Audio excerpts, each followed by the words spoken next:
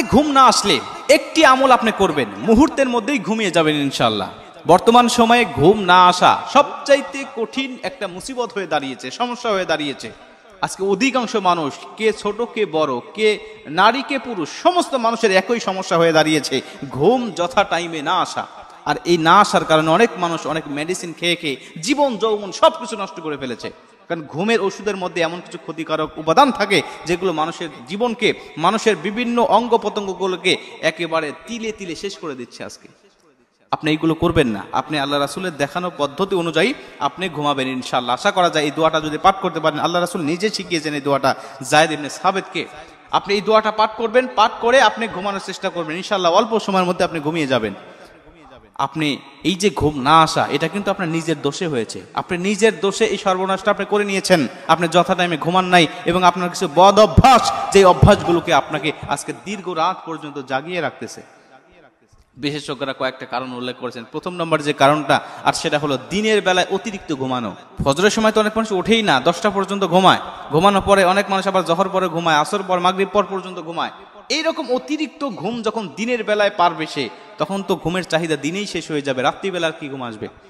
অথচ বিজ্ঞানরা বলছেন রাত্রিবেলায় যদি সে ঘুমাতে না পারে তাহলে তার স্মৃতিশক্তি, মেধা শক্তি আস্তে আস্তে এতটাই লোপ পাইতে থাকে যে কিছুদিন পরে সে পাগলের মতো হয়ে যাবে। আজকে অধিকাংশ মানুষ যথা টাইমে ঘুম না আসার কারণে পাগল হয়ে গেছে, অধিকাংশ মানুষ। প্রিয় ভাইরা আমার, এজন্য দিনের বেলা অতিরিক্ত ঘুমাবেন না। ফজর পর তো ঘুমাবেন না, জহর পরে খাওয়া দাওয়ার পরে, নামাজ পড়ে খাওয়া দাওয়ার পরে আপনি একটু কাইলুলা করবেন, এটা সুন্নত, এটা করবেন।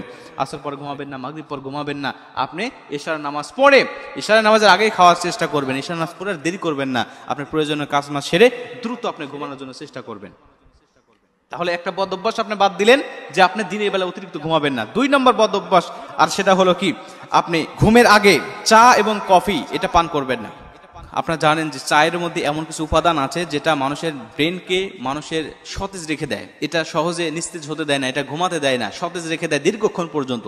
এই জন্য ঘুমানোর আগে, বিশেষ করে ঈশার নামাজের পরে চা কফি খাবেন না, কারণ এটা আপনাকে ঘুমাতে দিবে না, মানে অল্প সময়ের মধ্যে আপনাকে ঘুমাতে দেবে না, দীর্ঘক্ষণ আপনাকে জাগিয়ে রাখবে। 3 নম্বর যে বদ অভ্যাসটা, সেটা হলো আপনারা অনেক মানুষ আছেন বা আমরা অনেক মানুষ আছি যারা সোশ্যাল মিডিয়ার ব্যাপক ব্যবহার করি, এমনভাবে ঘুমাতে যাওয়ার পরেও বালিশের কাছে মোবাইলটা রেখে, চোখের সামনে মোবাইল রেখে, মোবাইলের ব্রাইটনেসটা অনেক বাড়িয়ে দিয়ে আমরা মোবাইল টিপতে থাকি। আবার অনেক মানুষ আছে যারা নাটক সিনেমা দেখতে দেখতে সময় পার করে দেয়। 1-1.5 ঘন্টা যখন নাটক সিনেমা দেখে তখন 1-1.5 ঘন্টা তো এমনি নষ্ট হয়, আবার ওই 1-1.5 ঘন্টা যা যা দেখেছে এইগুলো আবার ভাবতে ভাবতে আরো 2 ঘন্টা পার করে দেয়। তখন ঘুম তার আসে না, বিভিন্ন চিন্তা ভাবনা তার ব্রেনের মধ্যে ঢুকে শয়তান ধোঁকা দিয়ে বোকা বানিয়ে তার আস্তে আস্তে জীবন যৌবন সবকিছু নষ্ট করে দিচ্ছে। এই জন্য এই অভ্যাসগুলো আপনি আগে ত্যাগ করবেন, এরপরে আপনি যে দোয়াটা পাঠ করবেন।